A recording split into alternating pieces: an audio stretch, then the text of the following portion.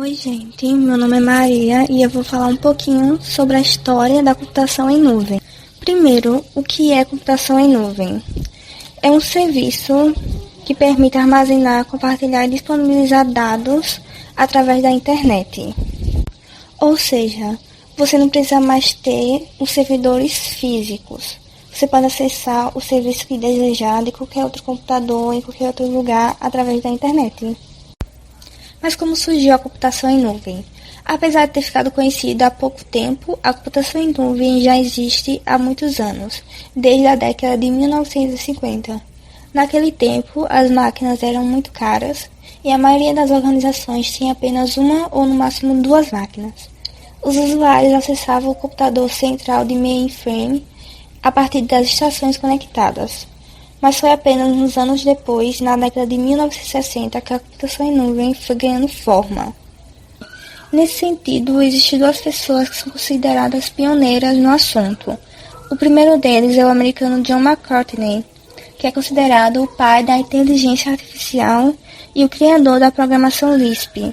Por volta de 1961, ele discutiu o uso compartilhado do computador, de forma simultânea por dois ou mais usuários. O conceito foi chamado por ele de Utility Computing. Também nos anos 60, o físico Joseph Licklider imaginava a computação na forma de uma rede global e tinha o objetivo de que a conexão pudesse ser feita de qualquer lugar e que estivesse disponível a qualquer momento.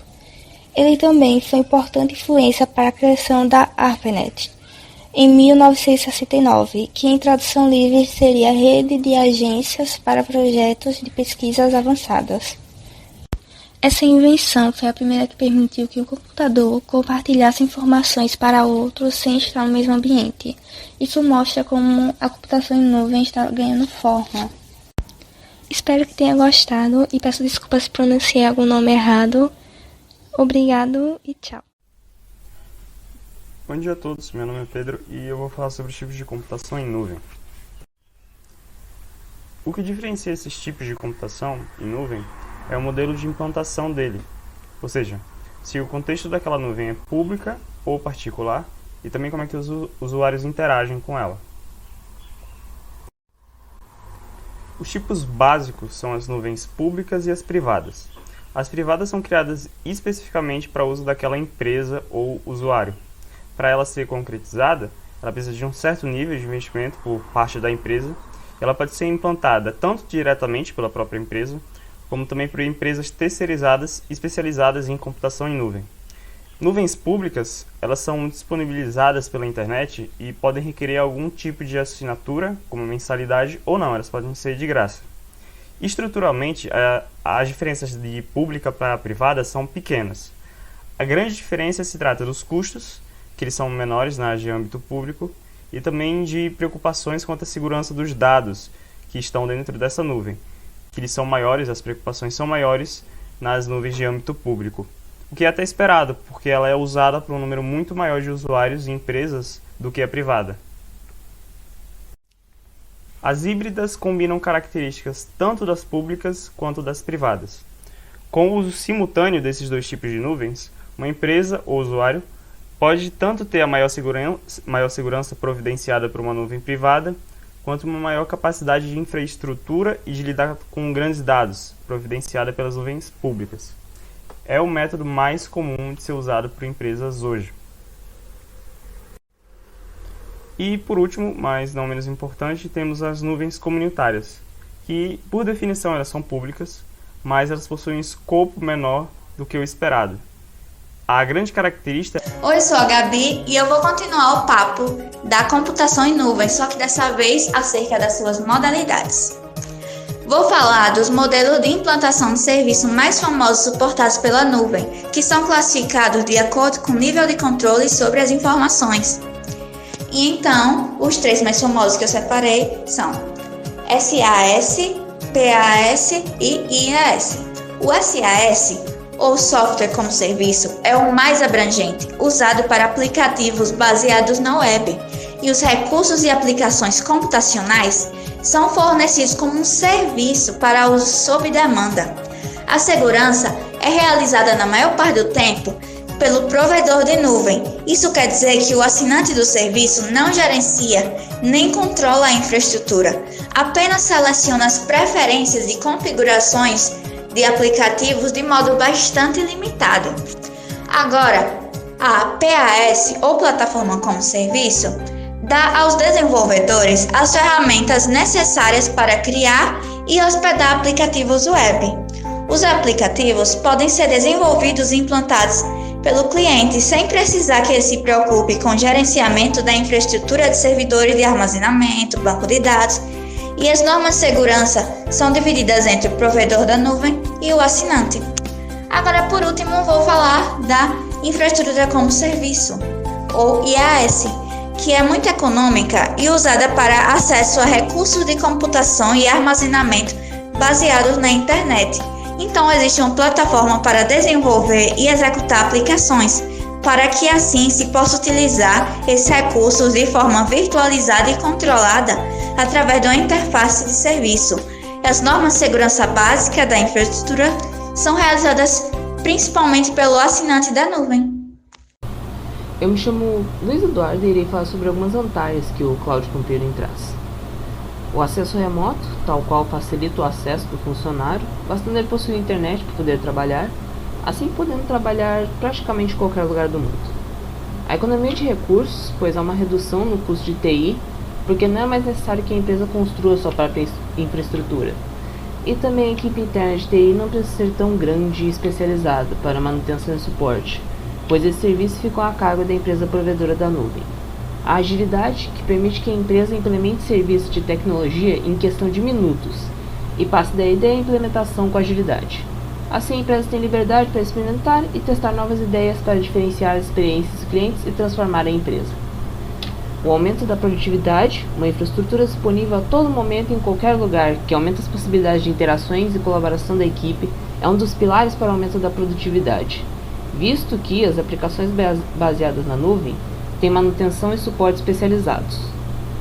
O aumento da competitividade, além das oportunidades abertas pela mobilidade, a tecnologia de recursos permite que novos investimentos sejam feitos na melhoria da atividade principal da empresa. Para complementar, a computação na nuvem permite que pequenas e médias empresas possam contar com as mesmas soluções de TI de grandes organizações, aumentando a sua competitividade. Assertividade na tomada de decisões, o Cloud Computing facilita o acesso a métricas, indicadores e relatórios, seja pela disponibilidade em qualquer lugar, seja pela concentração de uma grande quantidade de dados em um mesmo lugar. Esse acesso possibilita maior assertividade na tomada de decisões, realizada com base em dados atualizados. Essas são só algumas vantagens que o Cloud Computing traz. Tem outras, mas não daria tempo para citar todas elas nesse curto período que temos, então, obrigado. Olá, meu nome é Cleverton. Hoje eu vou falar sobre computação em nuvem nos jogos ou Cloud Games. Primeiro, o que é jogos na nuvem? Ou Cloud Games? É uma maneira de jogar jogos lançados diretamente no servidor remoto em nuvens de uma empresa que fornece o serviço de jogos. Existem vários tipos de jogos em nuvem, porém, o mais importante é streaming de vídeo, o qual basicamente processa tudo em nuvem, desde os comandos remotos do jogador à renderização de imagem, que ocorre também na nuvem por meio de CPUs e GPUs remotas. Para que isso ocorra bem, precisa de uma internet estável, pois quanto maior o gráfico, mais internet será consumida. Funciona jogos em nuvem. Consiste em rodar os jogos nos servidores da operadora, localizada em um data center, via internet. O jogo é transmitido em tempo real para a tela do usuário, ao mesmo tempo que o comando dos usuários é enviado para o servidor. Basicamente é assim que funciona os jogos em nuvem. No sistema em nuvem, quais são os benefícios dos jogos em nuvem? Primeiro, dispensa de hardware caro. Com certeza esse é um dos maiores benefícios dos jogos em nuvem. Os usuários não precisarão investir em hardware caros, nem atualizar os computadores com frequência. Segundo, A segurança. Pois, no sistema em nuvem, as informações são guardadas em armazenamentos virtuais, o que se torna mais segura do que outros aplicativos tradicionais.